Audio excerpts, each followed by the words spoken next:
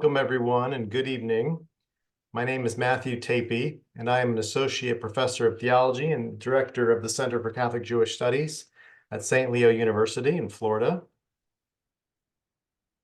The Center for Catholic Jewish Studies is an academic center that facilitates study of Catholic-Jewish relations and dialogue at the scholarly level, in the classroom, and through public programs for the community in Tampa Bay and beyond. I am also joined tonight by Rabbi David Mayan, the Maureen Douglas Cohn Visiting Chair in Jewish Thought here at the Center for Catholic Jewish Studies. Rabbi Mayan and I want to welcome you to tonight's program, Catholics and the Rescue of Jews During the Holocaust, New Findings, New Questions, from the recently opened archives of Pope Pius XII, featuring Dr. Robert Ventresca. As many of you know, in March 2020, Pope Francis opened millions of documents pertaining to the pontificate of Pope Pius XII, who was Pope from 1939 to 1958. Although it will take decades of scrutiny and analysis to ascertain the full significance of these archives, estimated to be at least 16 million pages, some important discoveries have been made and should be shared with the public. And so these documents can be approached from the point of view of history or theology.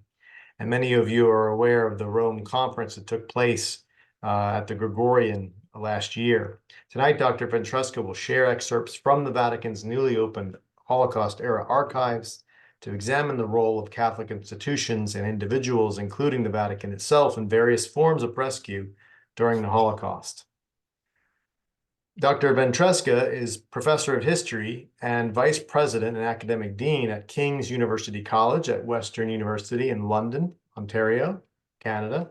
He is the author of Soldier of Christ, The Life of Pope Pius XII, published by Harvard University Press in 2013, which was awarded the American Catholic Historical Association's 2014 Koenig Prize for Catholic Biography.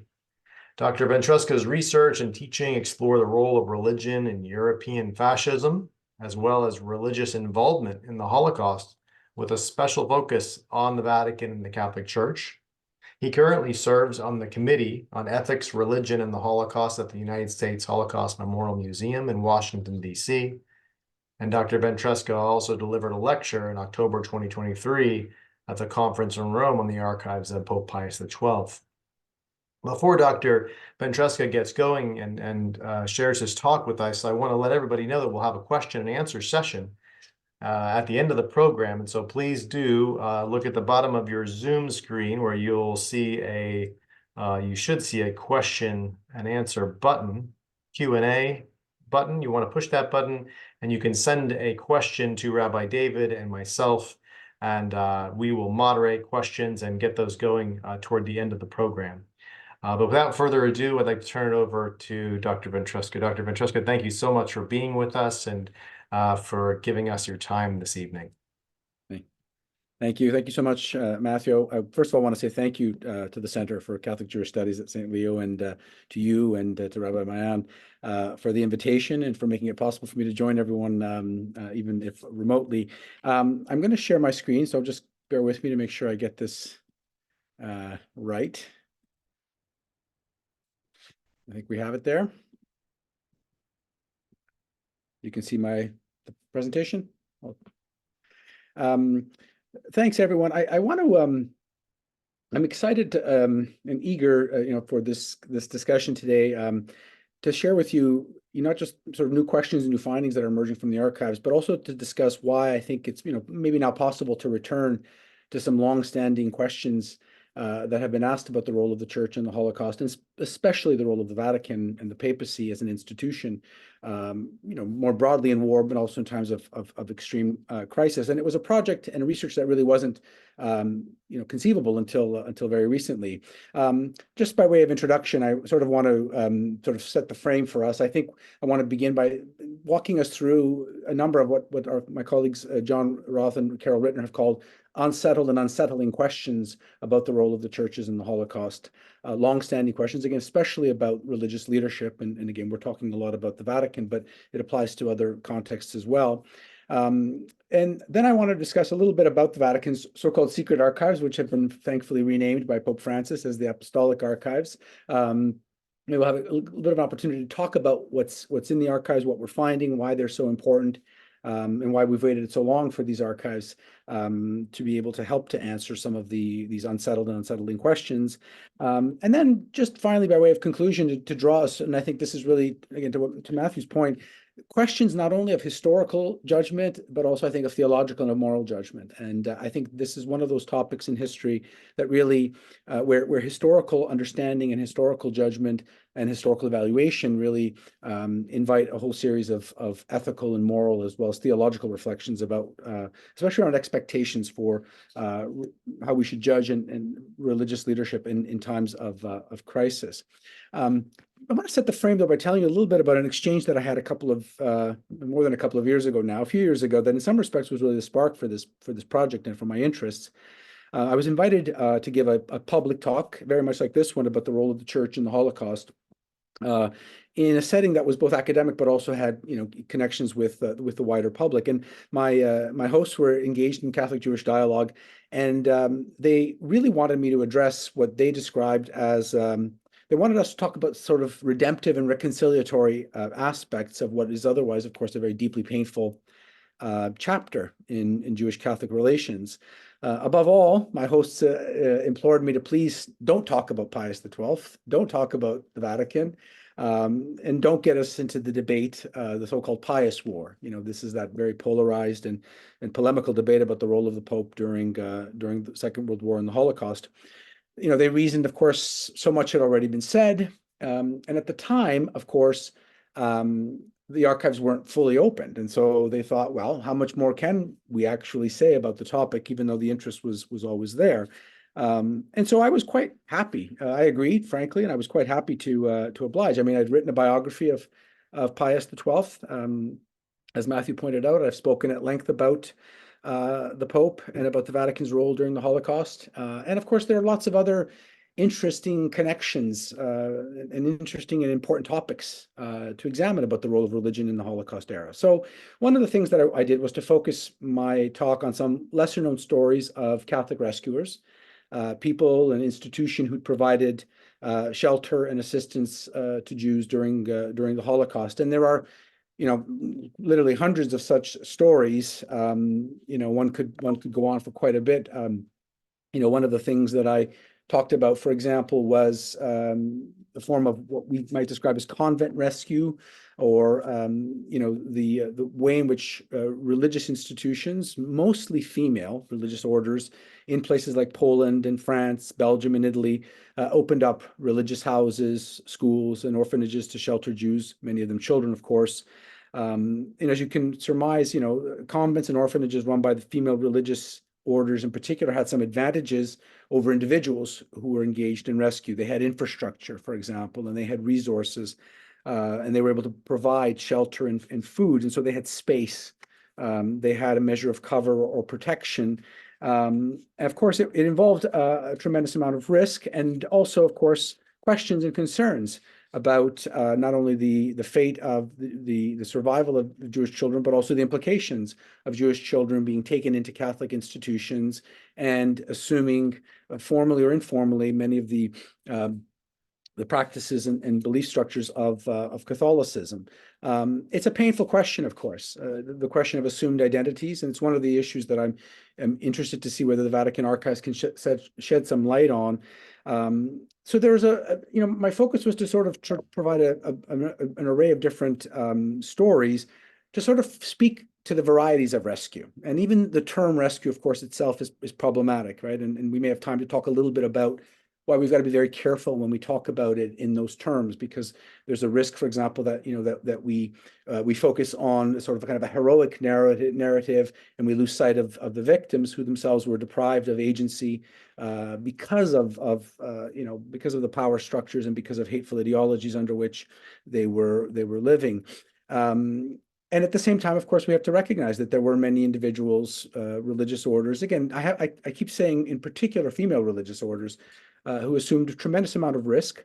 In many cases, there were expectations of assuming Christian identities. In many instances, those were simply cover, right? There were no requirements or demands for baptism and for assuming sacraments. My point, though, in the talk was to, and again, I think we'll have a chance in our question and answer to talk a bit more about these different stories. I really, really studiously avoided talking about the Pope and the Vatican because I wanted to sort of highlight elsewhere. But it's interesting because in the question and answer period, I had to confront one of these unsettled and unsettling questions, and it came from an audience member who asked me a question, and I remember it vividly. And it was a simple question, but it was a profound question in lots of ways. The question was something like, how could I reconcile the courage, the conviction, the risk that these comparatively few institutions and individuals took?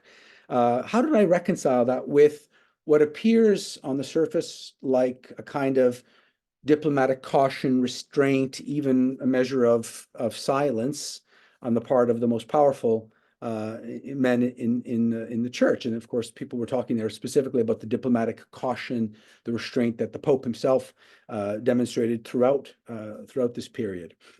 At the time, I really didn't have an easy answer, and I struggled with that question on the long drive home. It's a question that really kept nagging at me then, and it's haunting me still. And in a very basic way, that's I think kind of what drives my research. There is no easy way to answer that question. It may not have an answer at all, but it's an interesting juxtaposition of how we understand the role of Catholics in a time of war, crisis, in this case, the time of the Holocaust. And again, how do we reconcile the choices made by individuals, in many cases by individual leaders of smaller institutions, with the choices that were made by the most powerful men in the Catholic Church in the papal diplomatic corps? Of course, we start with the Pope himself. The Pope, of course, was arguably the most powerful and the most influential leader in the world at the time. And so the real question for me, the one that I keep grappling with, is, what did the Pope make of his power? Just by way of context, it's important to remember that not only is there the spiritual power and the ecclesiastical power that's accorded to the Pope, but of course, by virtue of a major diplomatic agreement with Mussolini's regime in 1929, the Lateran Treaty, the Vatican and the papacy engaged in international affairs, knowing that they had a kind of effective sovereignty, indisputable sovereignty in civil matters. Vatican City was, of course, and is fully independent state. It was created purposefully to give the Pope absolute and visible independence from civil jurisdictions, and of course gives the Pope and his government sovereignty and standing in international affairs. Why do I say that? Why is that important? Well, again, it just sort of underscores that when we talk about the power of the papacy and the power of the Pope, it's obviously occupies a spiritual realm, an ecclesiastical realm, but it also does have a geopolitical dimension. And so that's the question that I grapple with the most, the question in some senses of papal power. This is a statue of Pius XII that sits on the main floor of St. Peter's Basilica. In some ways, they're very basic and very simple questions, but it's worth for us, I think, reflecting. What did the Pope make of his vast authority and influence during the Holocaust? How did he understand it? How did the individuals around him who helped him make decisions, how did they understand the nature of papal authority and influence during the Holocaust? And how did they use it? I think that's the fundamental historical question that interests me. I suspect that's really what drives the debates and the ongoing debates about the role of the Pope. Probably also certain expectations people have of what they think the Pope should have done or could have done, all of which I think is worth us exploring. And that's why I think leads into the question of judgment. How do we judge historically and ethically religious leadership in a time of extremism, war, and genocide? So they are general questions in some senses that could be applied to a lot of different historical cases, but obviously they are very, very compelling when we put them in the frame of Catholic-Jewish relations and Catholic responses to the Holocaust.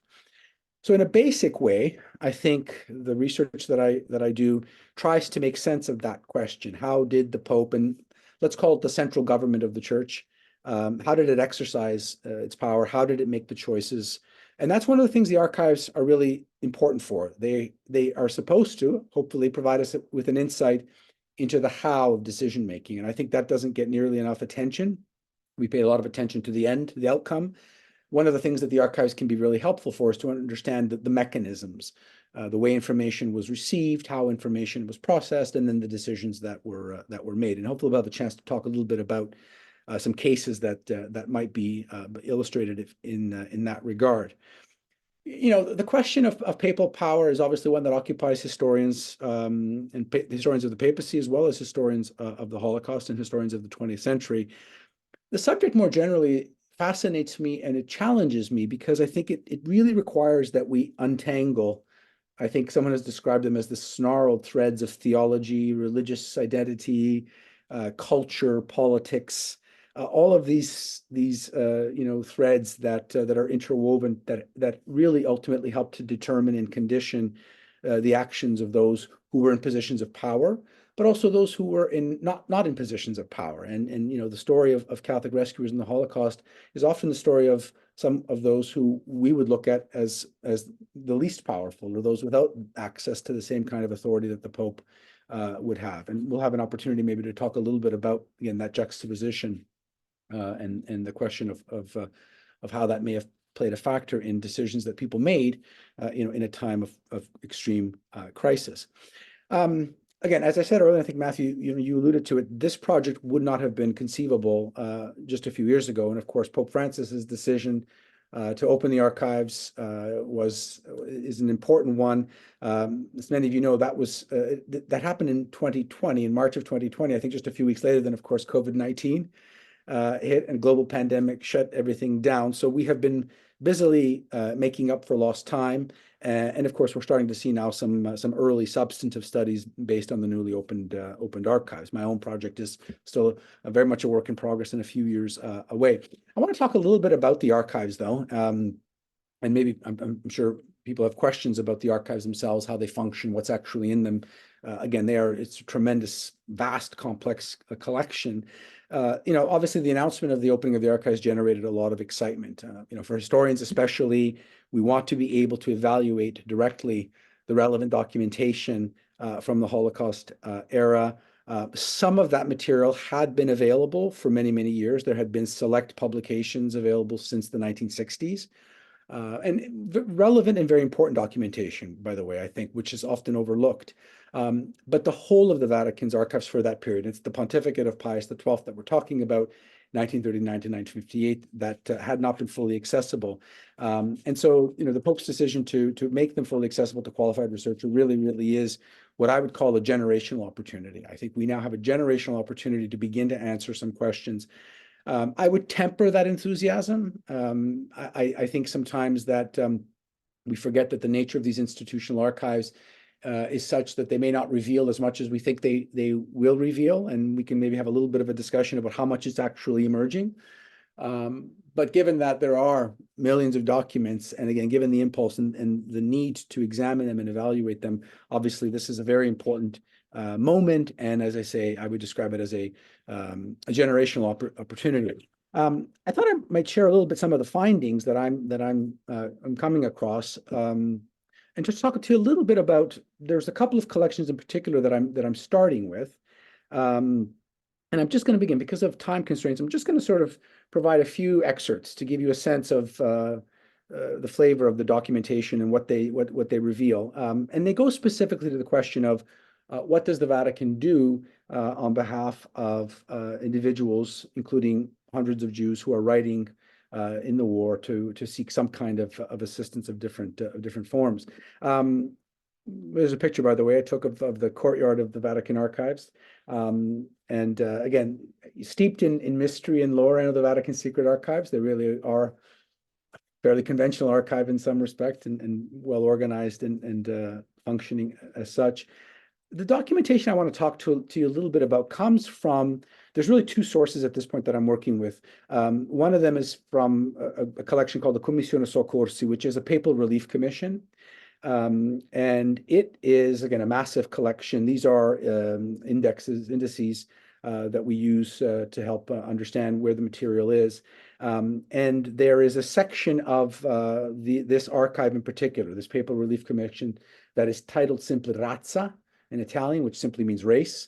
And those are the files I want to talk a bit about today. There's another significant collection that's of interest to this project, which is the section of the Historical Archive of the Secretariat of State. So it's different from the Papal Relief Commission. And there's a section there that's simply entitled Ebrei in Italian, simply means Jews, again, which has relevant material. So these are the two document sets that I'm working with primarily. And I want to talk a little bit about what some of the excerpts are revealing. Just a bit of context, if I may. The Relief Commission kind of functioned as a logistical vehicle, I guess, if we want to think of it that way. Its job was to identify and catalog and then facilitate the distribution of material relief to address a wide array of humanitarian needs in the war. And its scope evolved as the war progressed. And then, of course, it evolved even further because it continued for a time into the post-war period. Early on, there was a focus on the spiritual and material needs of prisoners of war and civilian internees, for example, but that evolved over time to a more intensive focus on the plight of displaced persons, including war orphans and unaccompanied children. I think to arrive at a more accurate understanding of the way papal humanitarianism worked in the war, including its limitations, its assumptions and its limitations, as well as what it accomplished, which is important to acknowledge. We have to listen closely to the voices of thousands of individuals who turned to the Holy See. And in many cases, they turned to the Pope directly for assistance to escape persecution and in many cases, certain death. I borrowed here from the historian Marcus Rediker, who admonishes historians to read and reread source material until we hear the voices of ordinary people who are contending with powerful circumstances, usually systems of power that, of course, well beyond their control. Rediker's admonition to historians is to humanize the evidence. And I think in this respect, the Commissione Soccorsi archives, the Relief Commission archives, as well as the Ebrei archives of the historical section of the Secretariat of State, they really are incomparable, invaluable repositories for historians to begin to understand how individuals and communities, again, facing discrimination, displacement, and death, encountered the machinery of papal relief and papal diplomacy, because that's what these documents sort of reveal. How did ordinary people engage with and how did they encounter papal diplomacy? For the sake of brevity, I'm going to focus on a few, I think, are noteworthy findings from the Razza collection of the Commission archives in particular. It consists almost entirely of documentation related to Jews, many of them ostensibly Catholic converts. And this is part of the challenge for historians as we start to sort of understand and sort of disentangle what the documents tell us. In the documents referred to as non-Aryans, who were escaping racial discrimination and persecution as the Nazi fascist racial war intensified and, of course, assumed in time genocidal aims.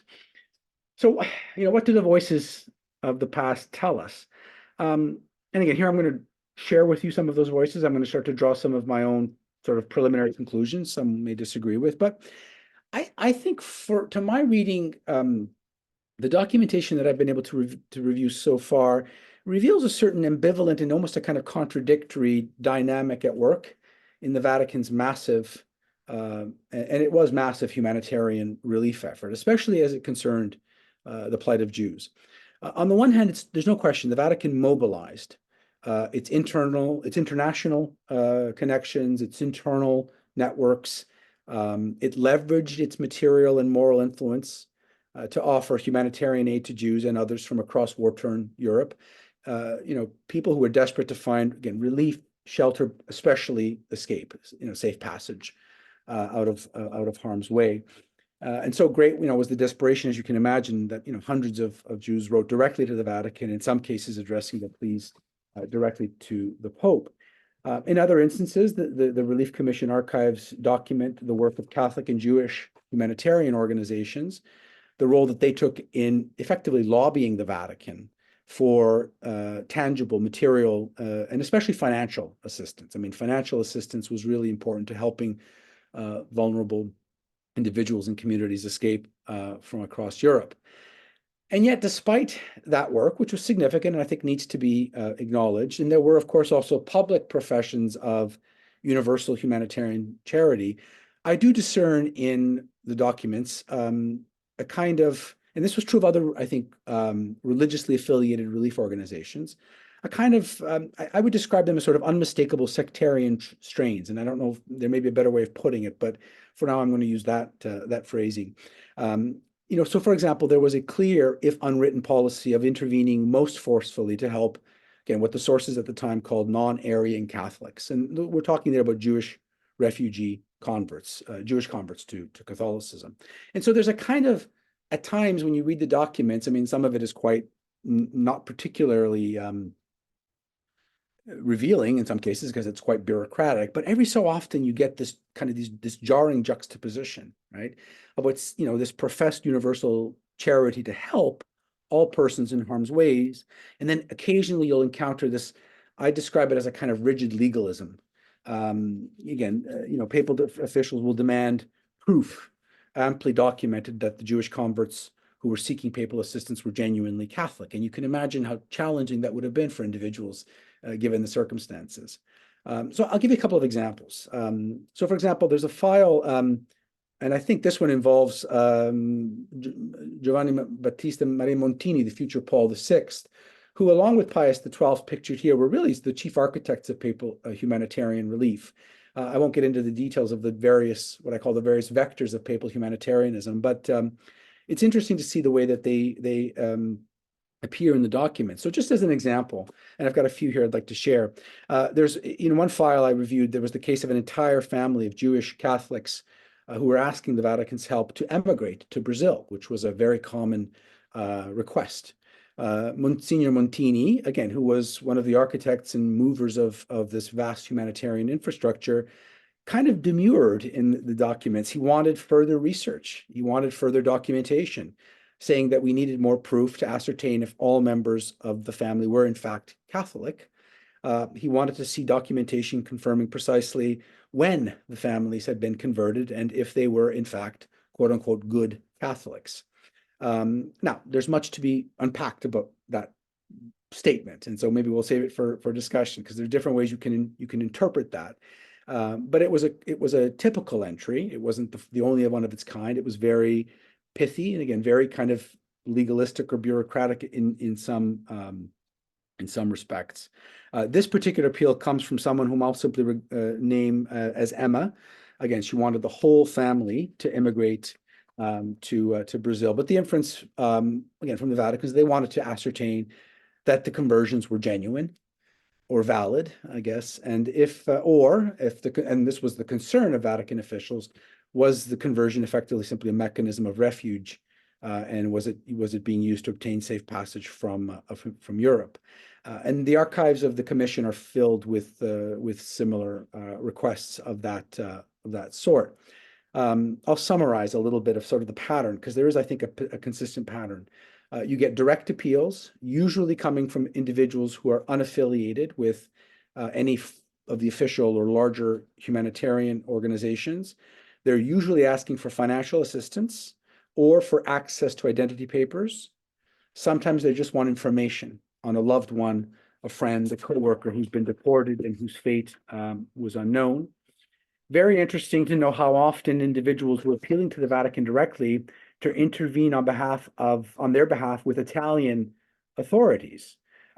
Those requests were especially numerous in Italy because there were lines of communication, of course, between the Vatican and Mussolini's regime, and those lines were genuinely open and cordial and fairly frequent. And it was widely believed, I think with good reason, that the Vatican had more leverage with the Mussolini government to obtain concessions and exceptions, especially in the case of, again, many Jewish converts who were eager to prove that they were, quote unquote, bona fide Catholics and thus escape the unsparing and the unforgiving logic of Nazi fascist racial laws and practices.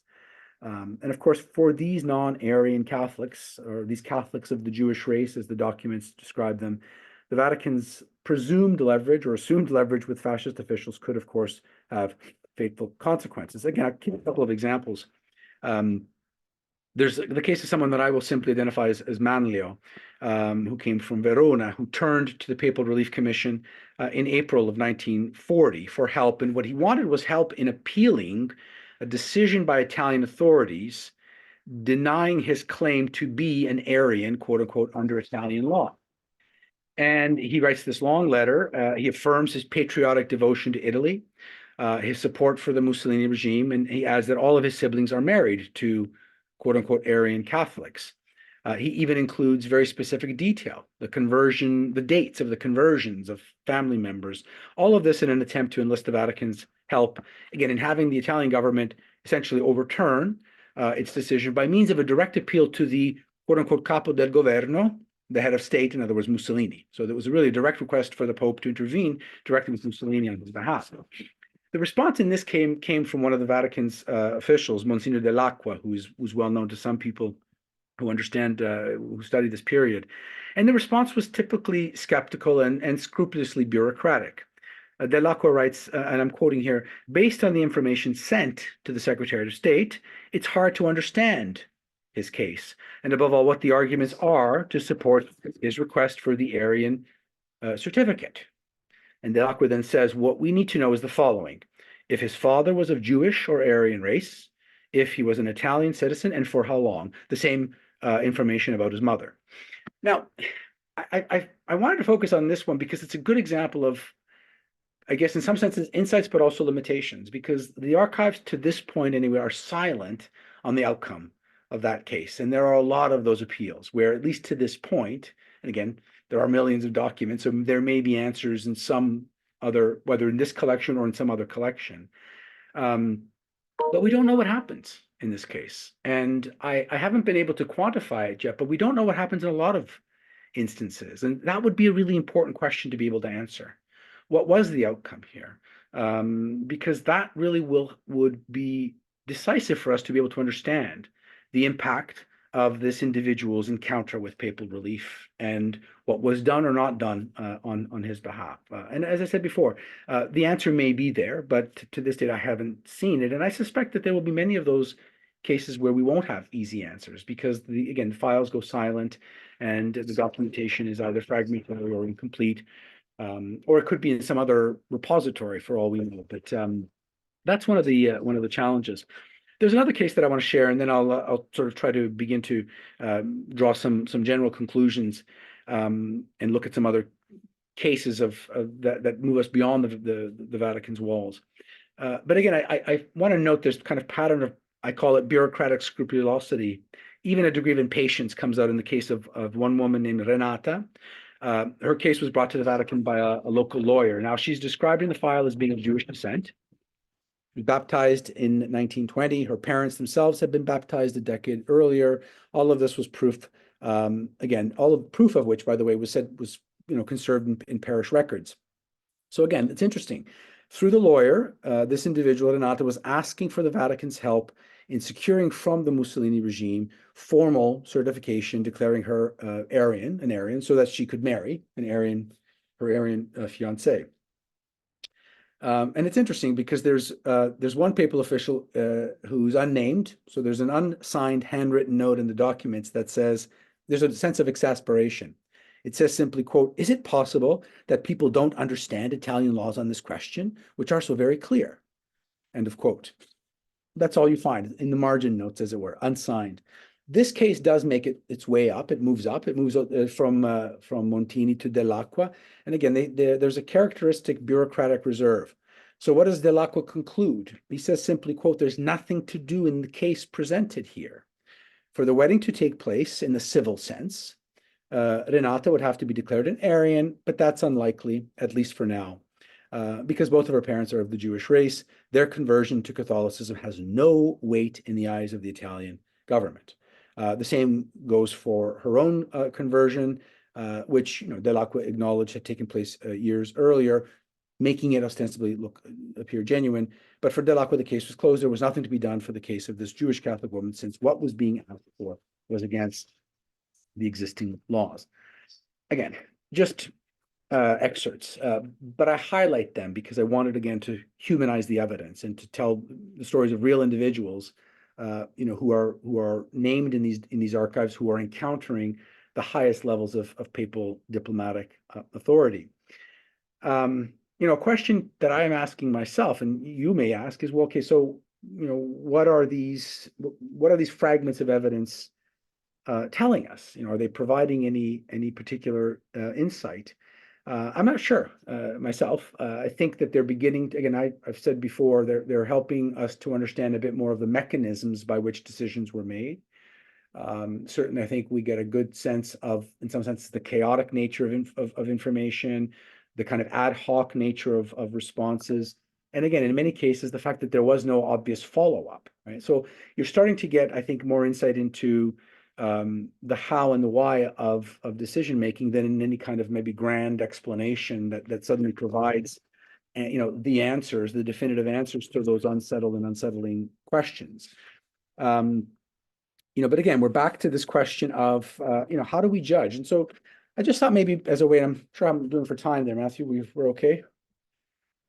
I'll continue a bit long just to sort of draw out a few more conclusions and examples, because the question comes back to, again, one of judgment. The question comes back to how we evaluate historically, but also in ethical and moral terms, the nature, the extent, in this case, the efficacy of papal aid. And how it might compare or contrast to other forms of Catholic rescue. Again, we don't have time to get into the many different varieties of rescue. There was a time when, in the words of the Jesuit historian Robert Graham, papal relief, including on behalf of Jews in the Holocaust, was consistent and persistent. This was the position for many years of many historians. So do we see now evidence of that? Or, in the words of the historian Susan Zuccotti, was papal relief, as she puts it, sporadic, incidental, perfunctory, even tentative, tardy, and ineffective? Those are the descriptors that she uses. I'll offer a few broad conclusions at this point. Again, and I think I would see some of them as settled questions, although that doesn't mean that there's not room for us to deepen them and maybe for them to be revised where necessary. And so I just offer them as sort of, for discussion purposes at this point.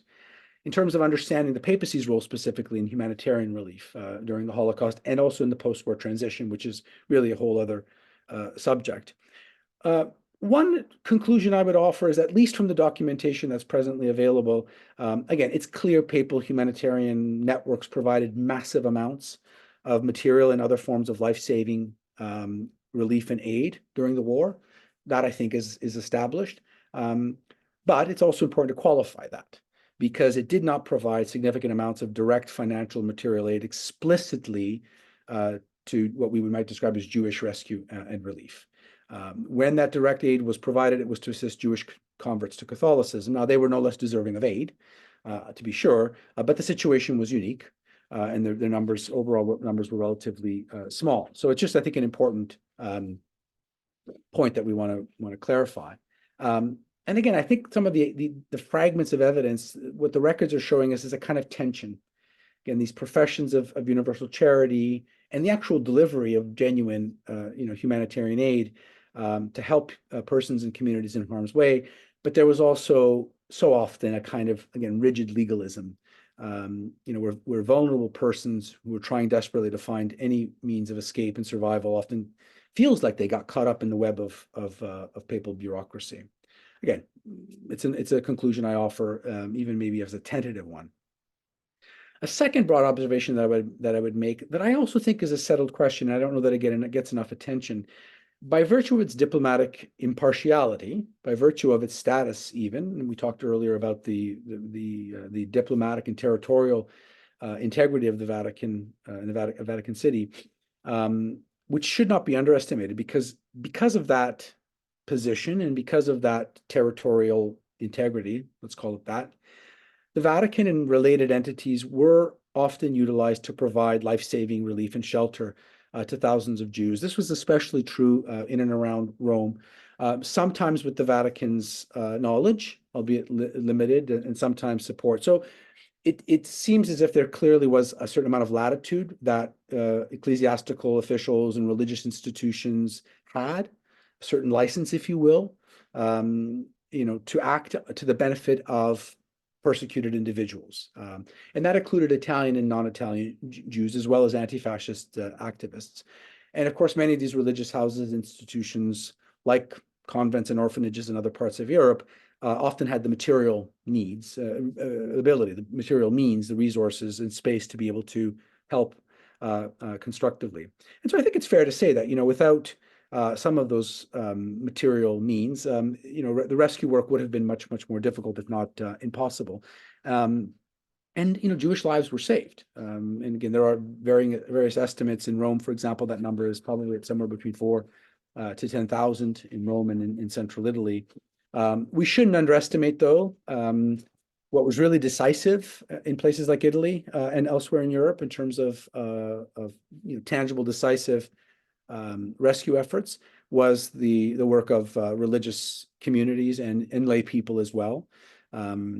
And I tell the story here in other contexts of a Capuchin priest by the name of Father Marie Benoit. Some people may be familiar with his name, recognized as a righteous.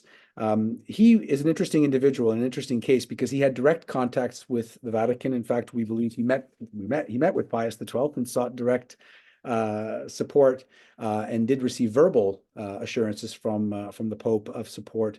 But there's the complexity here, because he's credited with saving more than 4,000 Jews. It's a very interesting case. Again, as you can see, like many others, using false baptismal certificates, passports, falsifying travel documents, worked especially close with Delasem, which was an Italian Jewish rescue organization. And for this work, of course, he was described by many survivors as the father of the Jews and an ambassador of the Jews, as it were. And one of the things that some of those whom he helped remembered of Father Benoit is that he was insistent, as many of the other rescuers were, that those he was helping maintain their Jewish identity and Jewish practices. Again, it's an interesting case, and I say there, I share it because this is an individual who obviously himself was able to use the resources that he had at his disposal. He was able to leverage his own access to the Vatican, did receive verbal assurances from the Vatican, but they were cautious assurances from the Vatican. And it's interesting, after the war, he was asked about the Vatican's role, and he said simply, I received no mission from the Vatican. I received no real support. I was unknown there. The Vatican was for us like a mountain. It was for us like a mountain, to be surpassed, as it were, because we were in a hurry. So, we return here, I think, to the question of judgment, of how we judge, and that haunting question, right? How do you juxtapose the stories that we know about countless rescuers on the ground? Again, Catholic individuals, many of them working outside of the formal parameters of ecclesiastical institutions, at tremendous risk. In many cases, of course, paying, risking their lives and paying with their lives. How do you juxtapose that? How do we understand these individuals who were part of the same faith tradition and espouse the same belief systems, but made arguably very different choices?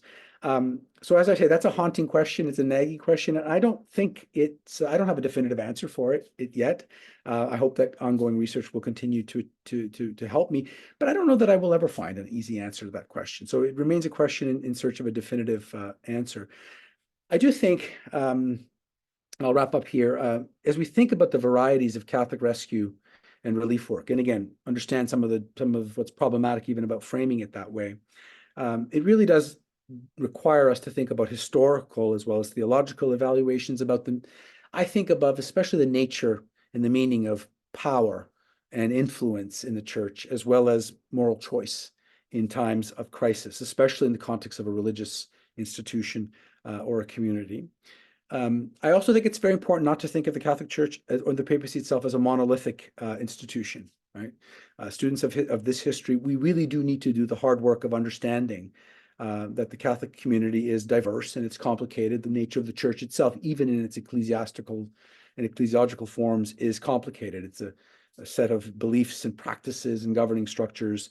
It has a transnational, global presence. It has various loci of power and decision-making, of course, as well as a very rich and diverse institutional and a social life. So we really are looking at a community that's comprised of diffused communities of faith that marked by tensions and contradictions, all of which is to say again, I'm really grateful to be able to be here with you this evening, even if remotely, and I'm looking forward to our conversation. I also want to say that I applaud very much Pope Francis's decision to open the Vatican archives, and I'll take him at his word when he says that the Church is not afraid of history, which is something that he said when he made the announcement. And it's now time for us to follow that with those words with deeds. And I think that's the spirit that guides my research and the research of so many other of my colleagues. So I appreciate very much your interest, and I look forward to hearing your thoughts and your questions as we continue our discussion. Thank you. Thank you very much, Dr. Ventresca, for your really fascinating presentation. And it is such a complex area. I thought it might help to just kind of get a few basic things down for maybe some folks that are tuning in who are not as familiar with the history. Would you say that it is true that for the most part, the focus of Vatican Rescue was on Jews who had converted to Catholicism?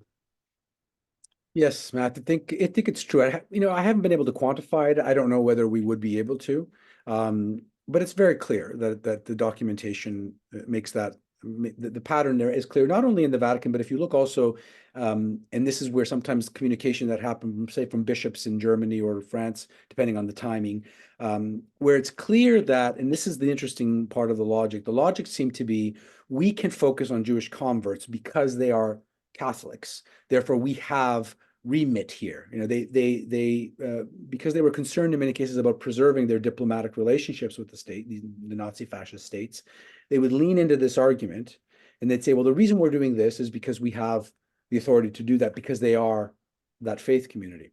One of the questions that I don't think is easily answered by the documents is were they using that as a cover to save lives just the same, right? And that seems to be the case in some of the nuncios, like Rota in Angelo Rota, for example, and other nuncios. But there's no question, right, that the focus was on Jewish converts, on the non-Aryan, the Jewish converts. The language is used differently. So I would say long answer is yes. Okay, and thank you. That's very helpful. And but that's and would you say that with regard to the Vatican institutions, that's the case? But on the ground, when we look at convents, this is a place where you had Jewish families literally just running for their lives and taking their children, bringing them to the convent, giving them, and so Jews were being hidden in convents, and you did see a greater attention to saving Jewish lives there. Yeah, that's absolutely true. And especially, again, it's really many of the remarkable stories involve female religious orders. There's a story of Mother Goethe, for example, in Poland, in Warsaw, Margaret Schlachta in Hungary, even in Italy, the Assisi network involving bishop and priest there, in France, in Belgium. There's many of those stories.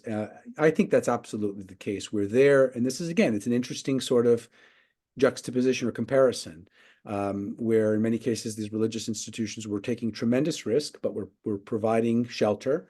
And in the case of Mother Goethe, for example, in Warsaw, under the guise of assumed identities, would take children from Warsaw and the Warsaw Ghetto, and then they would be, relocated to different parts of what was then, of course, Nazi-occupied parts of Poland. And their lives were saved. I think the estimates are upwards of 3,000 or so. Difficult to know. And what's interesting about many of those cases where there was not a request or demand for conversion. That happened, of course, and that's a sensitive and painful subject that I think is has garnered some attention and is worth looking at. But in many of those cases, it really was assistance offered, humanitarian aid offered, simply for humanitarian reasons. Lots of reasons why we might look at why that happened that way, but I think it's generally true. Mhm. Thank you. I have a few other questions, if you don't mind my asking, and then I know Rabbi Mayan may have some as well, and then we would turn to our a few of our general audience questions. And by the way, friends in the audience, feel free to submit. We have 3 questions so far, so don't slack off over there. Please get involved and participate. Feel free to join in the conversation. We may not get to all of them, but we'll do our best. I can't help but think of this idea of a neutrality, a policy of neutrality. The silence of Pius XII is discussed quite a bit in these circles, and so I thought maybe for our listeners, we could get your take on that question.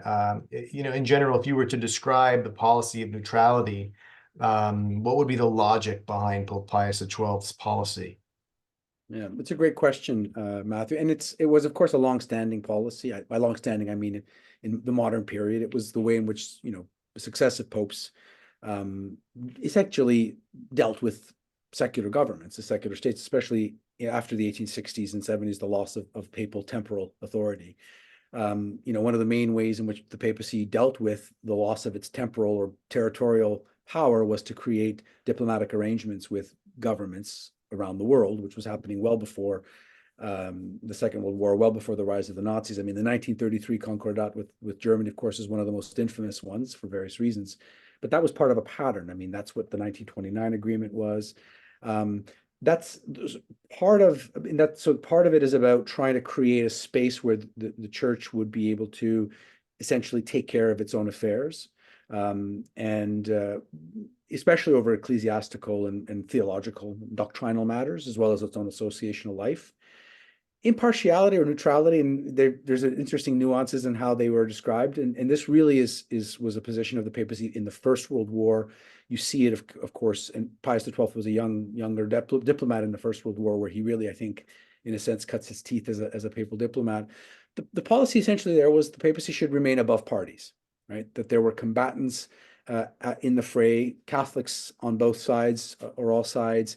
And so the thinking was that the papacy, in order for the Pope to be a universal pastor, really had to remain above the parties, and that would then give the papacy the means, justification, not just the moral justification, but also the practical means to be able to mediate conflict, to be able to deliver material aid.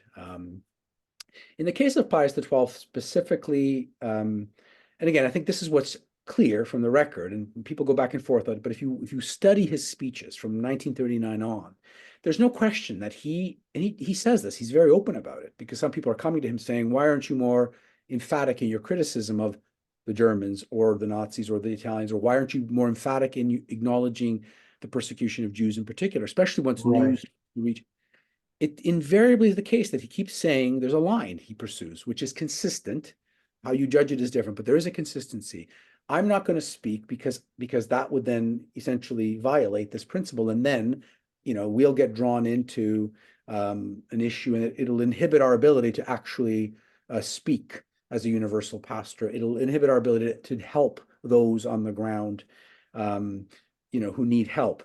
This was justification, by the way. It didn't come from Pius, but it came from his Secretary of State. In one of the meetings with Father Benoit, I mentioned Father Benoit before, they cautioned him. They said, be very careful with your activities, because if the authorities find out what you're doing, you're going to, this is going to expose you. And people have, some historians have interpreted that as the Vatican was being cautious or was worrying more about its own interests because they didn't want to be implicated in all of this.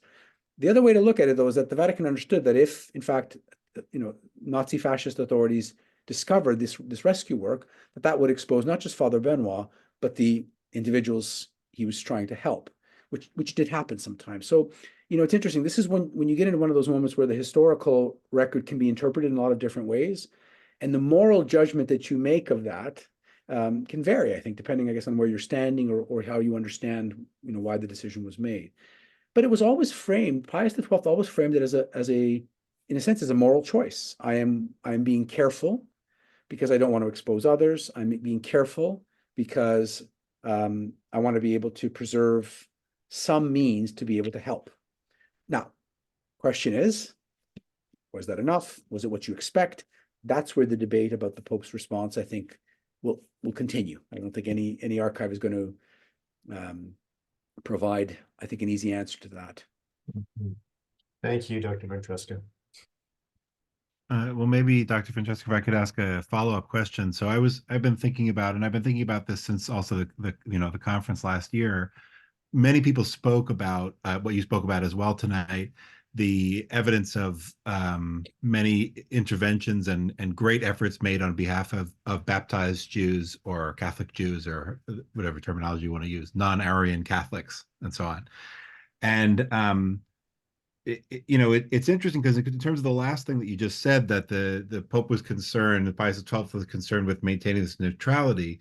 The the Vatican would issue statements that were critical of treatment of Catholics, or also statements about racism and opposed to racism, right? So those things would also be sort of inherent criticisms of aspects of Nazi policies, or also, of course, of some Mussolini's policies, right? So why would the category of like anti-Semitism or treatment of Jews be a separate? It just seems like it would be another one of those things. Yes, it would be inherently, it would have an aspect that has this political dimension because you're criticizing something that's an aspect of Nazi policy and law, but so are some other things, right? And it still seems like it's a different category than coming out and saying, I support this party, I oppose that party, or I support this ism, I oppose that ism, or whatever you want to put it in terms of party politics. Yeah.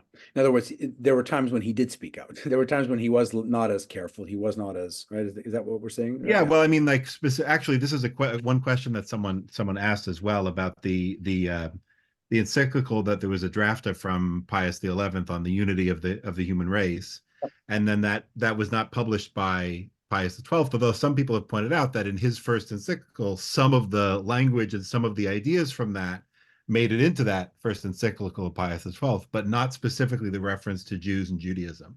So again, that's sort of just adding to that same question of if you say you want to maintain neutrality and not say things that are critical in these different ways and would be seen as clear criticisms of like Nazi policies. Well, I mean, obviously anti-Semitism is a pretty central Nazi policy, but so is racism and then these other things that are being rejected by these papal statements. So I guess I don't know if you have any thoughts about that.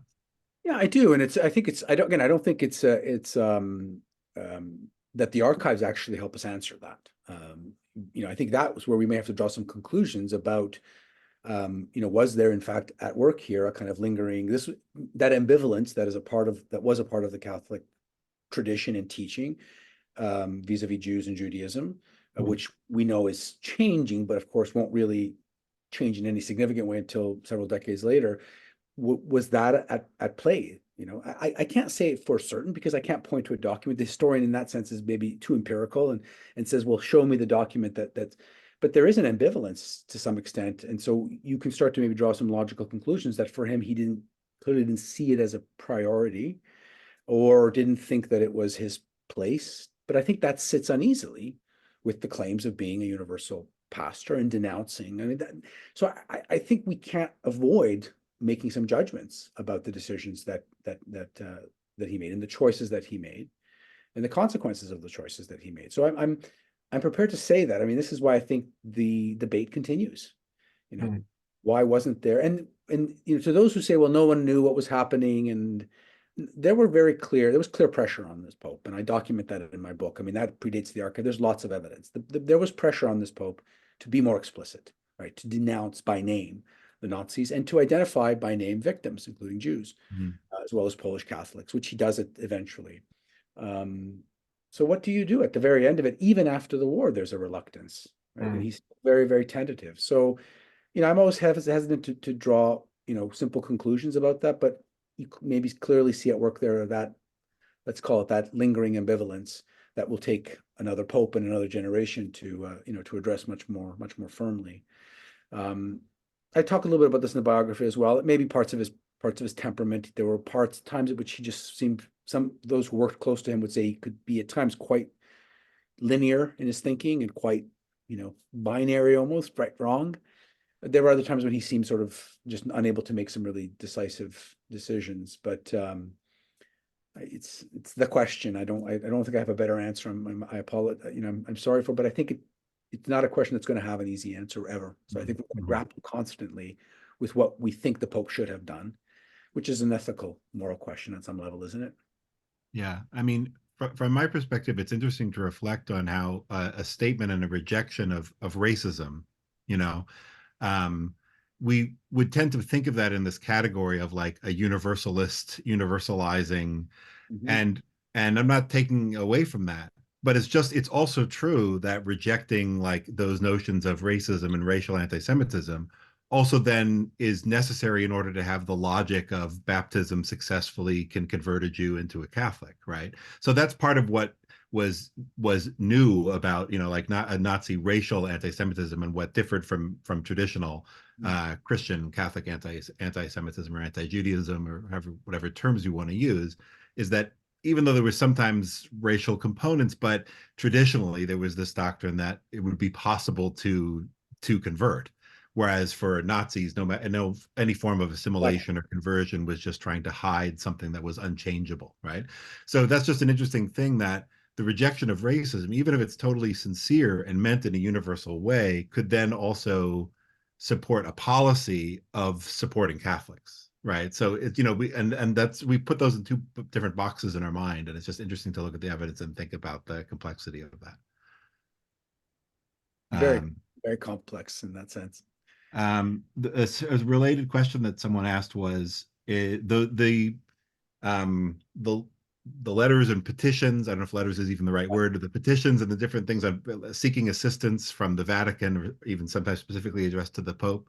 Yes. Are those also? Are those mostly, if they're Jewish writers, are they mostly converted Jews, or not? Many are not. Again, I've not Mhm. quantified it, but many are not. Many are.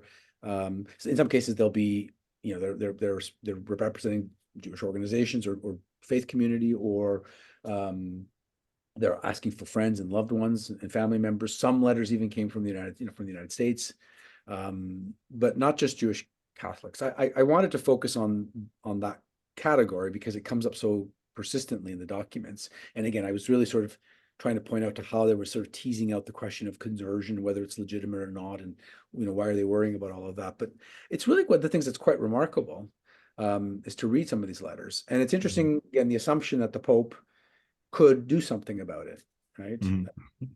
And that's coming from non-Catholics. But again, there's a different, it's clearly, it speaks to an expectation that people had of that religious leader. And the person also asked the question about the results of these requests. That's something that, again, it's not like an email where you have the result right underneath the original document, right? That might require more research to try to discover. So one of my, I guess I'll tip my hand here. One of my, hopefully, when I get to back to this research, is to try to find some cases where I can trace. I haven't been able to do that yet. That doesn't mean that's not there, but I just haven't had enough time, frankly, to be there and consistently look to see whether I can find some cases from start to finish, if you will, whatever that finish is. That I think, to find several cases like that, and then begin to understand what happened and why. And also to look at different stories, because there are Italians, there are, of course, by the time you get to 1942, 43, you've got many Jews who've come from other parts of Europe who are now coming to Italy, coming to Rome, trying to get out. Some will go to southern France. The timing of events matters. And it would be interesting to see. Again, I'm particularly interested in the fate of Jewish Catholics. They are in an interesting dilemma, right? And it's interesting because some of the documentation acknowledges as much. Many of them have no real association with the Jewish communities to which they are now being assigned by the fascist and Nazi regimes. In many cases, they're not necessarily even that engaged in Catholic communities. So they're relatively small in number, but they are in an interesting, and their numbers would have been particularly significant in places like Rome, or Berlin, even, for that matter. So my hope is to sort of find some stories. And I really, really am moved by the idea of dehumanizing the evidence, because again, this juxtaposition of individuals and families petitioning the Pope, this powerful individual, is really interesting to me, and I think revealing. So again, others may have found some of these cases. To this point, I'm still looking, but I think that's what I'd like to do and see, because then I think we can say, oh, okay, this happened, and then there's the consequence of it. Then we can maybe make some firmer judgments about what the Vatican did or didn't do, and make conclusions based on that.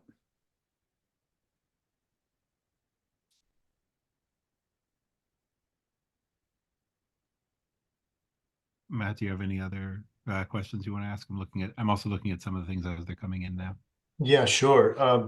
Robert, one of the questions I had was on the mention in David Kurtzer's book, The Pope at War, that that Pius entertained the idea of excommunicating Nazis at one point. He had mentioned this in the book. I don't know if you had come across this idea, but for a theologian, it raised for me this notion of this idea of an obvious moral judgment that the Pope has, and the power of a moral sort of reprimanding of temporal powers. Almost in the history of the church, when Jews were killed or assaulted violently by a Christian prince or even a temporal power, the Pope often intervened to say you must not kill Jews, that it's against church law to harm them. And when it comes to this idea of moral theological sort of evaluation of the Pope's sort of the history of church, protection, this notion of protection of the Jews of the Middle Ages and whatnot. I know this is reaching way back to apply to a different area. I do think there's this sort of precedent in the church's thinking for actually reprimanding what were thought to be, zealous, sort of, mindless Christians who were trying to forcibly convert Jews in the Middle Ages. And so you have this precedent of rebuking temporal powers and secular powers for harming Jews. And I wondered why that didn't come out, and if perhaps maybe it will come out in some of the documents that we will examine. Yeah, it's an interesting question. I don't quite remember some of the detail in from David's book in that sense. I don't know what would come out though further on that. And I'm working here a bit from recollection in terms of even questions that have been asked of Pius XII Pacelli when he was Secretary of State by Pius XI about the question of excommunication. Wow. And then even in the war. The one thread that I recall that I think is interesting was the idea that there's no point in excommunicating them because they're not really Catholic. Hmm.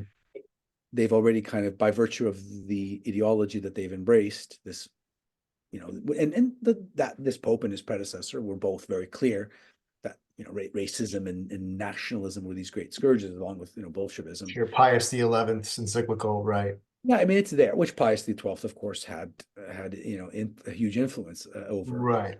And by the way, to the question about the hidden encyclical, it is true that some of that hidden encyclical did make its way into the first encyclical Pius XII published, which was the Summi Pontificatus, which is on the unity of the human family. So some of that is there. So the detail of it escapes me at the moment, but I recall that there wasn't given much thought because it was seen as not a credible, not necessary or helpful. But again, I mean, it doesn't change the fact that there could have been, and this is where we're back. I mean, we can't avoid doing some of the counterfactual, right? Even though as historians, we're often trained, don't do that because you don't know how things could have gone. But we can't help but sort of ask, well, there could have been a kind of condemnation of, there could have been an admonition of, there could have been a distancing of. That could have happened before, and it certainly could have happened after 1939, 40, 41, especially when it's pretty clear what's happening to Jewish communities, especially in Central and Eastern Europe. And there's no doubt about that because the Vatican's receiving information from military chaplains on the ground about what's happening.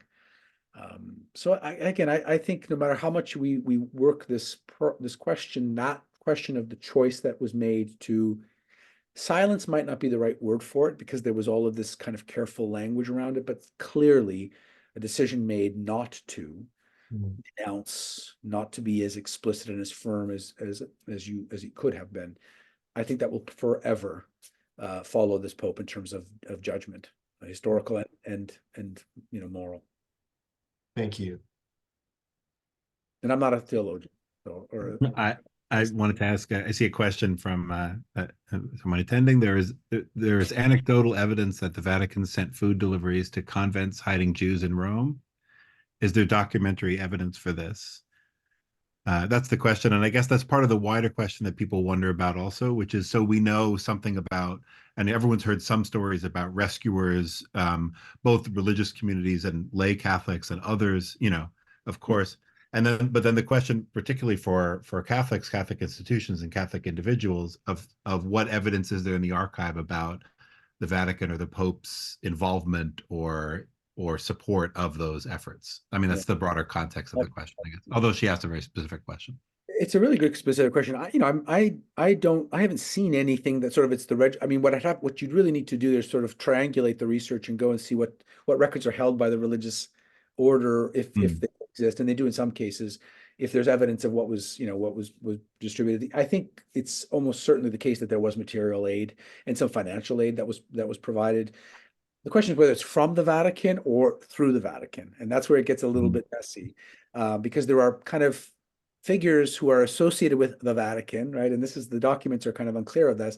There may be even officials working in a library or a museum attached to the Vatican who do, for example, take funds that are coming from a large amount of money coming from American Catholics and American Jews, even, right? Coming to getting funneled through.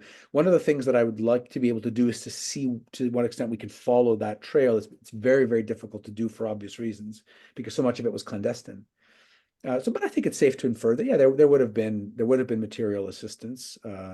Those religious houses would have received. It was a giant, warehouses that the Vatican operated with material goods, both during and especially after the war. And this relief commission, part of its function was exactly that, organizing these caravans of aid, not just in Rome but outside of Rome. The question about the Vatican's, and I think at the conference in October, we got some insights into some of the rescue work of the Biblicum, for example, right, and some of the effort of religious houses. I mean, it's clear that the Vatican understood. The Pope knew and must have known what was happening. That people were being, were hiding in those houses. And there's this one reference. I'm getting really obscure now, but he did lift. There was a requirement around the cloister for female religious houses, lifting the requirement so that anyone could be housed in some of the female religious cloistered orders. So there were these gestures. The problem for me is when we take something like that and then make of it some grander narrative. I think it was known to the Vatican. I think that's a reasonable inference. I think that there was tacit support for that work. I do know that there were, again, I think of the exchange between the Vatican and Father Benoit, which was, be careful what you're doing. We know what you're doing. We support you, but be careful. All of which, discloses that they understood that there were rescue efforts going on. So. Can I just ask you, I was wondering as a historian, when you say that he received verbal, but cautious assurance, as a historian, how do you know that he received that verbal assurance? I'm assuming you don't have an MP3 file we can listen to. So that's why we're so careful and excited about archives, because people sometimes later say things and it's just his own testimony and exactly. Yeah. It's his own testimony. Now, in that case, you can try. It's interesting because you can triangulate, and that's, I think, some of the transcripts that are preserved as even Father Benoit's case at Yad Vashem by Father Benoit himself as well as others. And you can triangulate that because, for example, in the Vatican's diplomatic documents, there are records of the meetings. At least one, maybe two with Pius directly, at least with Father. And some of that is actually recorded. Now, there aren't detailed minutes necessarily kept, but you get a sense of the gist of the meeting in some cases. So in some cases you can triangulate. I mean, it really is it's like detective work. There's a lot to do this work really effectively, you have to triangulate. And this is one thing I didn't get a chance to talk about. We focus so much on the Vatican archives, but they are, again, institutional archives. They are state archives. They're like State Department archives. That's really what you're talking about, especially these documents particularly. To tell the story of rescuers in religious institutions, you'd have to get, on the ground. And even then, of course, in most of those cases, they did not keep records because it was dangerous. So following the paper trail is somewhat difficult. We also had a question. Are there documents from the different countries that can coincide with the documents that the papacy has? Right. I mean, I'm not a historian, but I know the answer to that is yes. Yes, right? they do. Yeah. That's another layer to remember. So we say these 16 million pages and things, but of course that's still only of the Vatican archive. And then when you talk about correctly interpreting them, it does involve like what you guys call triangulation with other evidence. And how can that be and again, in some cases, especially when you're dealing with this so-called rescue work, it's difficult because the records weren't kept or destroyed, more often not kept. I think also the danger is to there were some records that were compiled maybe after the fact. Part of the work of the historian is to sort of sift. Okay, so working from memory, draw some logical inferences, apply a critical lens. But you can begin to sort of discern the patterns. And the Vatican, for example, was very careful in terms of any kind of directive. Right, it wasn't giving directives. It would not have done that. So it was careful and cautious in that way, which doesn't mean it wasn't helping, but we have to sort of calibrate what that. Yeah. One other question that came in, and we spoke before about I asked about the Pope's knowledge of and the Vatican knowledge about these different rescue efforts. So this is a different kind of question, but what is the evidence about the Pope or the Vatican's awareness and knowledge about concentration camps and different aspects of Holocaust and Jewish persecution, etc., as it unfolded throughout the war? I think this is, again, a settled question. It's very clear that the Vatican was receiving detailed information about camps eventually, but even before. I mean, what's really remarkable, what stands out in my mind, are the documentation that you can start to measure already from 1941 and 42, but even 41, especially from Central and Eastern Europe, where, of course, the mass killing begins. Before we move to the phase of death camps. And there are some really, one that stands out in my mind particularly, I actually read about this, but there was an Italian military chaplain called Scavizzi who writes, and he's writing from what was then Poland, and he's a military chaplain, and it's going directly to, I don't know whether the Pope read it, because the documentation doesn't say the Pope read this, right? The documentation was received by Montini and Dell'Acqua, but it's there. And it's very, very graphic. It's very detailed. It begins, the Jews, period, a terrible situation, period. And then it begins to detail mass deportation. Entire communities are being displaced. So there's no doubt that information was there. People say the Vatican had the best diplomatic service and information. I don't know that it was that sophisticated as such, but there can be no plausible case of not knowing that something very, very we'll use the word evil was happening, right? And something that was targeting Jews. The documents are clear on that. Yes, Polish Catholics were also being affected, and Polish Catholics were being targeted, for example, and that's the case. But there's no question that there's evidence, and that evidence was reaching the Holy See from bishops around Europe.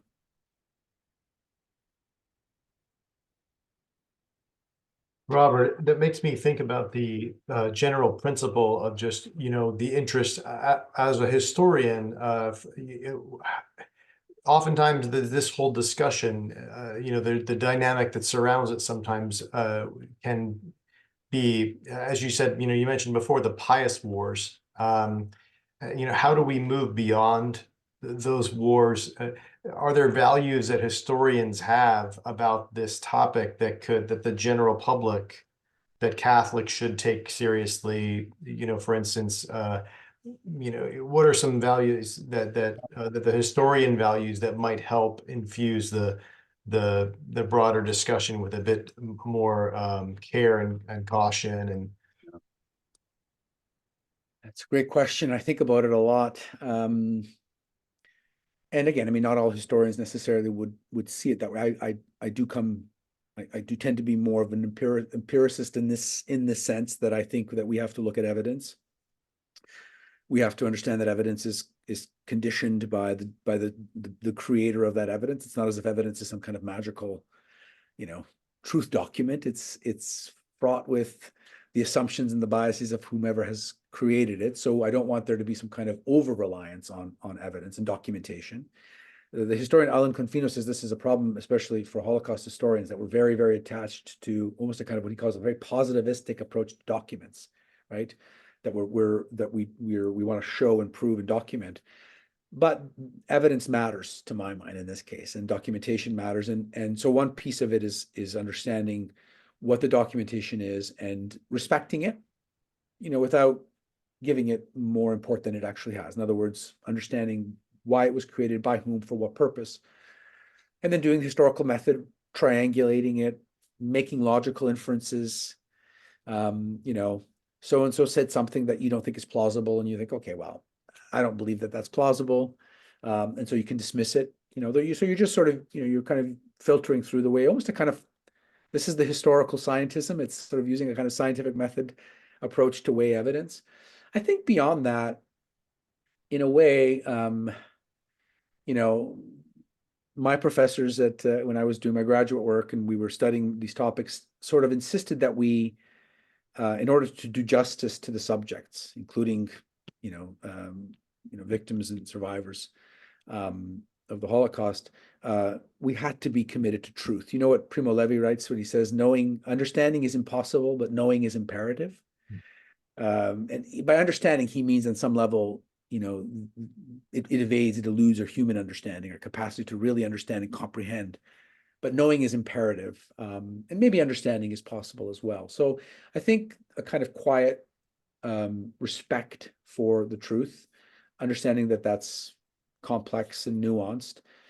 I think we should avoid, and I hope this, this might not land well with everyone. I think we have to avoid seeking narratives that make us feel better about ourselves. I think that, the Pope says the church is not afraid of history. Well, let's practice that. And so we've got to be very careful. It was Elie Wiesel who said about the rescuers, why were they so few? And then he also said, we must remember them. It's important to remember them. But let's not,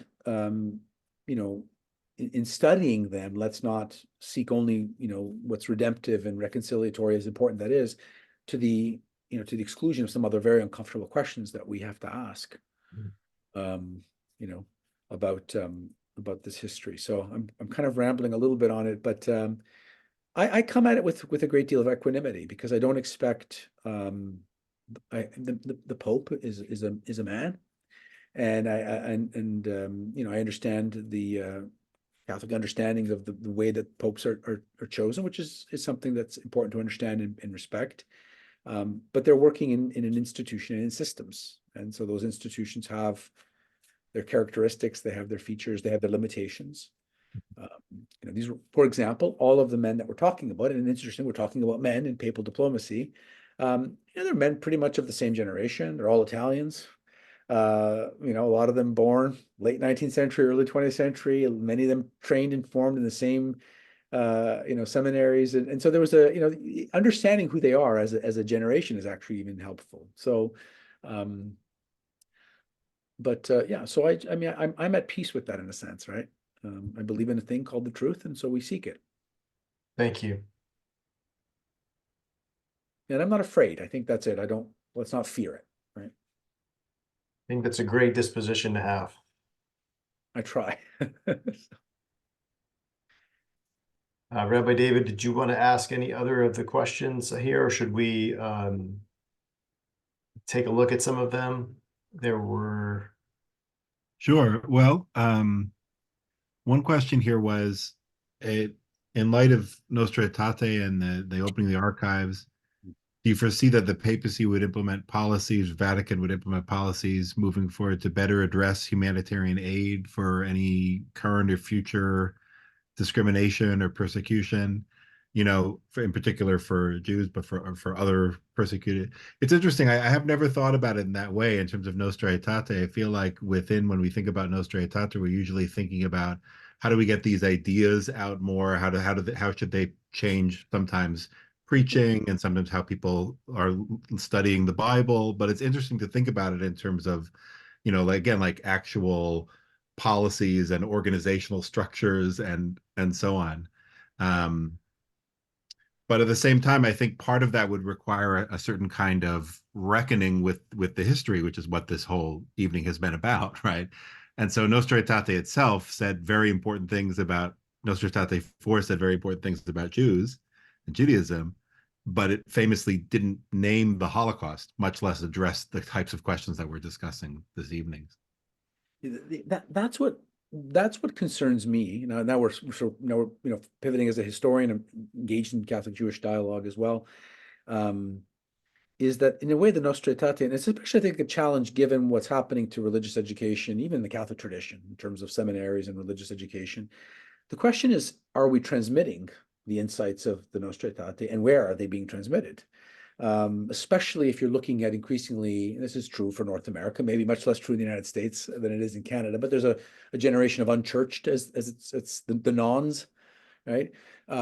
Where will they hear about that monumental moment, and or where will they learn, because the Nostra Aetate was silent on, as I said earlier, that's the snarls of theological belief and cultural belief and right practice and social discourse, because the focus has so much been on teachings and on that, if you want, doctrinal questions maybe, and we've missed, or we're missing, some of the social and cultural piece, which should concern us, and maybe explains why in many parts of where we see anti-Semitism resurging in parts of Europe, for example, traditionally Catholic countries, but maybe not really practicing Catholic countries anymore. It's interesting and maybe troubling. It should be troubling us, that there's a disconnect there. I've thought of that often. There's a disconnect, that the discourse around Nostra Aetate is happening here, but then there's the world of social and cultural and the political, and that's where the anti-Semitism is resurgent, and powerfully so in some parts of the world, especially in parts of Europe, as we know, and in North America.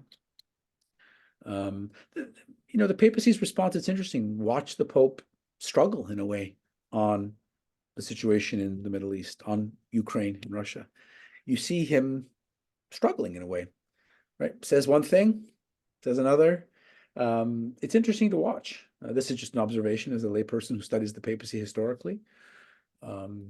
But I'm kind of more interested now in what's happening on the ground among, where are people learning about this history? If they're not taking it in school, if they're not learning it at university, if they're not engaged in the faith community where this is happening, that should be of concern, I think, for those of us who are engaged in Catholic Jewish dialogue. And maybe there's an opportunity there for us. Thank you. I think so. Robert, it makes me think of the document We Remember.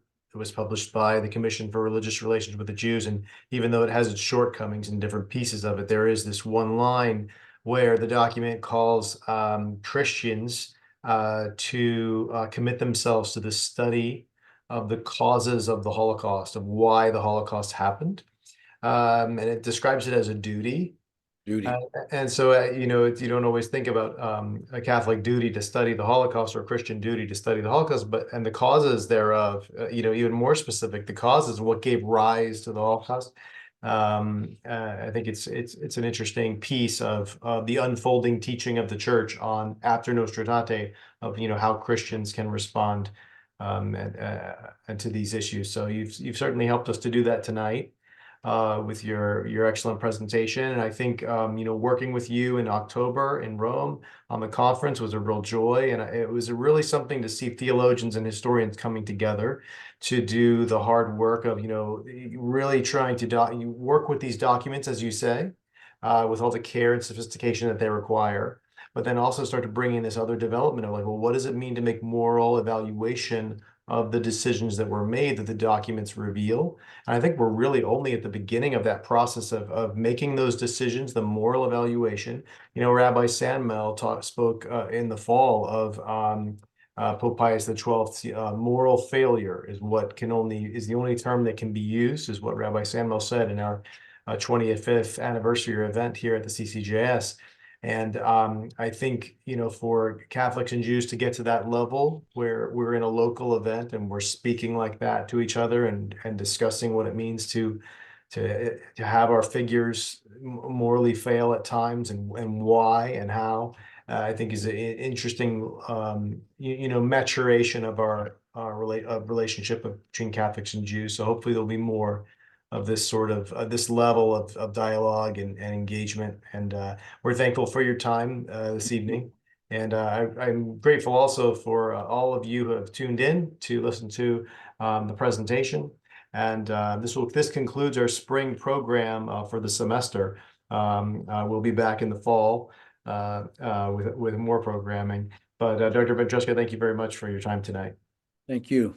And all best wishes with your really good and important work. Well, thank you, everyone.